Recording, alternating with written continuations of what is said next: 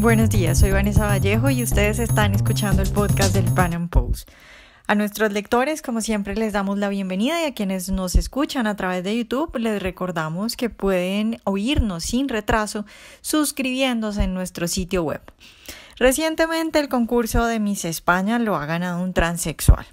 Y esto, pues, por supuesto, ha abierto un debate muy importante. Y es que aparte de las discusiones que se dan sobre si debería un hombre ganar un concurso de mujeres o no, que eso al final es una decisión privada de los organizadores del certamen, pues el verdadero debate creo yo que es el de la corrección política enfocada en el lobby LGTBI, que se ha salido de toda proporción. Por ejemplo, muchos activistas quisieran con leyes antidiscriminación multar o mandar a la cárcel a quienes dicen que los hombres tienen pene y las mujeres tienen vagina.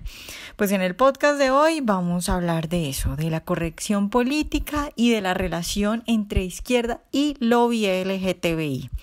Nuestro invitado es Hugo Vera, presidente de la Fundación ISOS para la Libertad y el Desarrollo.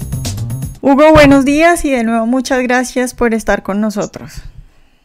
Muy buen día, Vanessa, el placer es todo mío y bueno, una vez más aquí conversando sobre estos temas que son bastante polémicos, pero también hay que reconocer que muy pocos entienden realmente a profundidad, precisamente por la retórica interesada, como diría por ahí Adam Smith.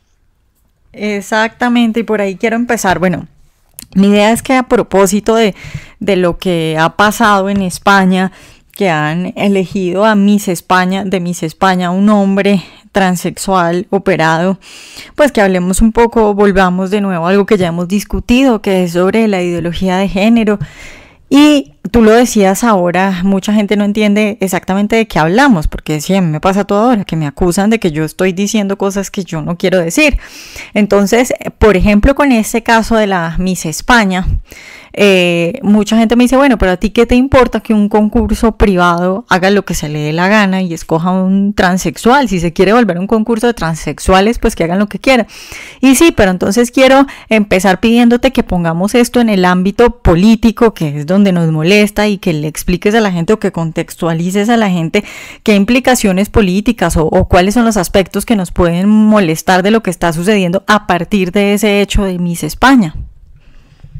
Bueno, hay algo que muy pocos intelectuales liberales especialmente están entendiendo y que es que el debate ideológico se ha trasladado al escenario cultural, y por eso es que quizás muchas veces es como que se les pierde la pelota en este juego y bueno, y te sacan conclusiones como la que me acabas de decir. El problema de este tipo de cosas es de que se está relativizando justamente esta batalla que es política, el tema del movimiento LGBT, que están tratando de posicionar lo que justamente te decía, el relativismo, que es parte del posmodernismo, y hay que entender un poco del por qué se busca esta relativización. Está pasando algo muy parecido a lo que ocurrió en la Rusia pre-soviética, que por cierto muy pocos hablan de eso, y de que es con tanta fuerza estuvo ahí el nihilismo, fue toda una moda, en donde es muy parecido a lo que hoy pregona el posmodernismo, de la mano de Lyotard, y bueno, y hay otros intelectuales también que están tratando de sacar de contexto lo que es el realismo y también sustraer los valores de los individuos a través justamente de esta relativización. Por supuesto que la gran comunidad liberal cree que este debate es solamente económico, y eso no es así, ¿verdad? Entonces partamos de la base de que se está instalando a través de los medios, a través de las escuelas, las mallas curriculares, y por supuesto a la invasión de los recintos privados por excelencia, que son las familias. Entonces están copando estos tres formadores de opinión por excelencia, y por supuesto, ¿para qué? Para tener la vieja excusa del hombre nuevo, que es el producto final de la ingeniería social, ¿verdad? Entonces, lo que aquí estamos teniendo es una relativización a gran escala a través de los medios, lo cual ya fueron tomados de antemano.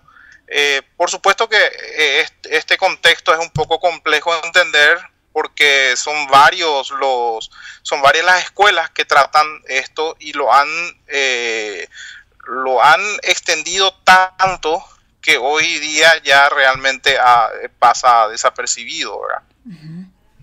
Hugo, hablemos un poco de el concepto de libertad, porque yo me topo mucho con gente que me dice, bueno, pero es que defender la libertad significa que a ti no te importe lo que hace el otro, que no puedes emitir ninguna opinión sobre las cosas que hacen el otro. Entonces veo yo ese concepto de libertad pasado a un movimiento pro LGTBI. Entonces ser libertario parece que significa salir a marchas gays y decir que no se nace mujer, sino que se llega a serlo. Pero ellos no identifican la libertad del otro lado, ¿no? De la otra opinión. Por supuesto, porque una de las confusiones más grandes que se da en el plano ideológico es confundir la libertad con licencia por supuesto con la más común de todas, que es el libertinaje, ¿verdad? La libertad es lo más restrictivo que hay, y parece una paradoja esto, ¿verdad?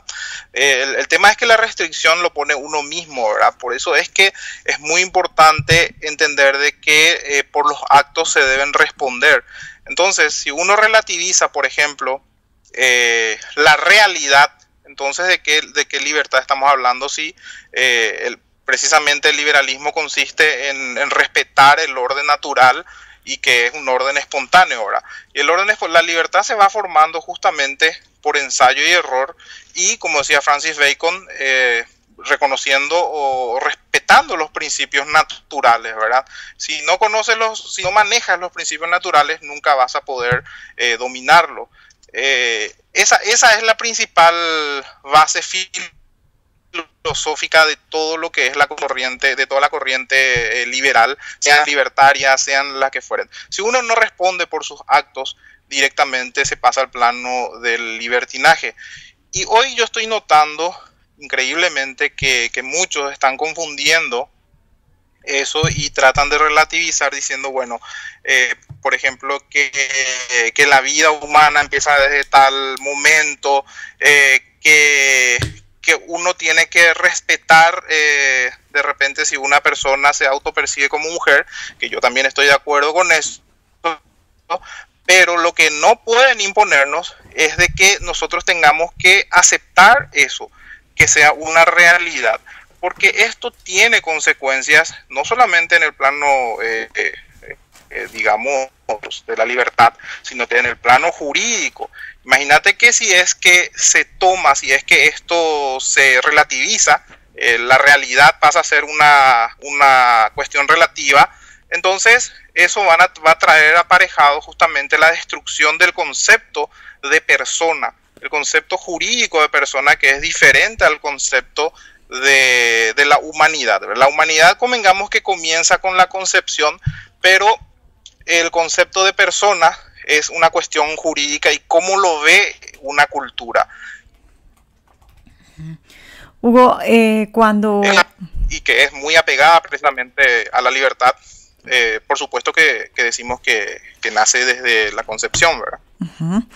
Hugo, una de las preguntas más importantes o más comunes que hace mucha gente respecto a este tema es por qué relacionamos política con movimientos LGTBI, porque la mayoría de la gente, creo yo, por lo menos así me parece que es en Colombia, asocia estos movimientos simplemente con buscar que los homosexuales sean aceptados o que no les vayan a pegar o que no les vayan a matar, cosas con las que evidentemente nosotros estamos de acuerdo, pero no le ven ninguna asociación con la política o con la izquierda precisamente. Entonces, ¿cuál es esa relación que tienen estos movimientos LGTBI fundamentalmente con la izquierda, precisamente con la izquierda?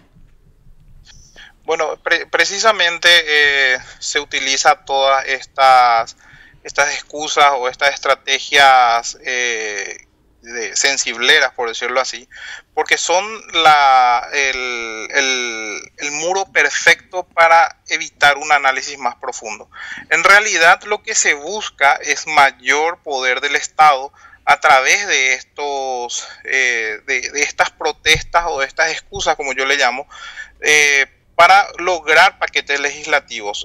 Si uno se fija, este patrón de comportamiento vemos en países como que uno diría que es ultracapitalista, como el caso de Inglaterra o el caso de Estados Unidos, Canadá, en donde es cierto, existen una clara tendencia en lo económico hacia más libertad, ¿verdad? Pero justamente el problema cultural es lo que nadie está reparando, porque efectivamente tenemos leyes contra todo tipo de discriminación, tenemos perversión de los conceptos, tenemos la relativización de la realidad, que son ventanas muy peligrosas, porque si nosotros, digamos, normalizamos, por decirlo así, estas cuestiones relativistas, estamos destruyendo el concepto mismo de la persona, porque recordemos que el sujeto de derechos y obligaciones es la persona humana, más allá de su sexo, más allá de su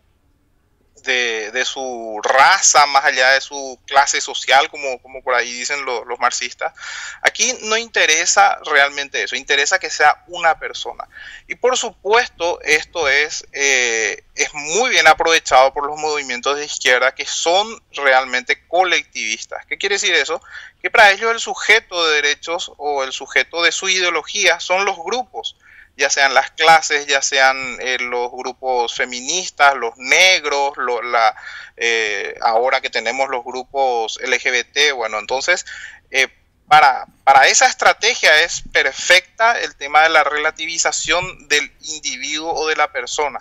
Entonces pasa a un plano ya totalmente político, y aunque a muchos les cueste entender, realmente es muy peligroso porque se está yendo directamente hacia una tiranía.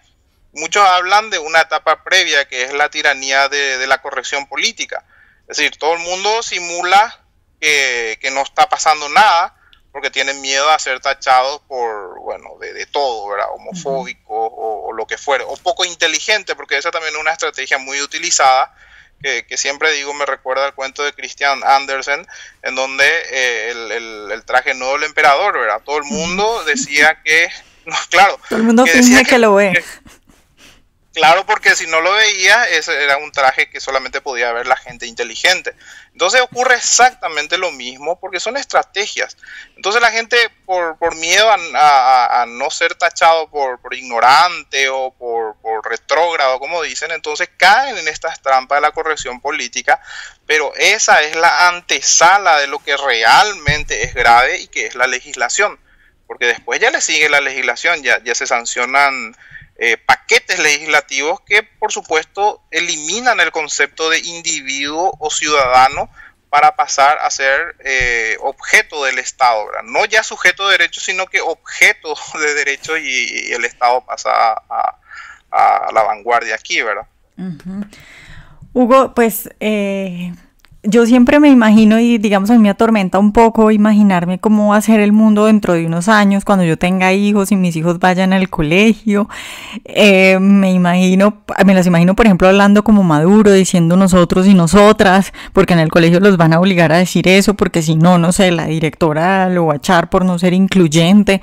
Me lo imagino llegando a la casa diciéndome, no mamá, es que en el colegio me dijeron que yo tenía que experimentar. Un niño diciéndome, no, es que yo tenía que experimentar, entonces me voy a poner ropa de mujer para ver si es que de pronto nací mujer en el cuerpo de un hombre. Y mucha gente me dice que soy exagerada. ¿Tú crees que cómo va a ser el futuro si no frenamos esto? ¿Cómo te lo imaginas tú con esta tiranía? Bueno, en realidad es muy grave porque aquí tenemos como objetivo de los grupos totalitarios que lo simulan muy bien, porque son muy, digamos, hábiles en materia estratégica, lo van a sancionar como leyes escritas. Es decir, una vez que esto esté escrito, aparte de la normalización, entre comillas, que viene por los medios de comunicación, de las mallas curriculares, también se va a tener una legislación. Es decir, cuando se destruya ese concepto del individualismo como filosofía, por supuesto después ya van a ser mucho más fácil meter todo tipo de conceptos y por supuesto el futuro es negro. El futuro es negro porque la relativización va a ser exactamente lo que hizo en Rusia, como te decía al comienzo, con el nihilismo. Va a dejar en bandeja de plata para que un comunismo mucho más feroz, mucho más fuerte, se haga presente. Yo creo que el propio comunismo después se va a encargar de destruir todo esto nuevamente, porque así ocurrió en Rusia. En Rusia está, recordemos que Rusia fue uno de los primeros países que, por ejemplo, permitió el aborto.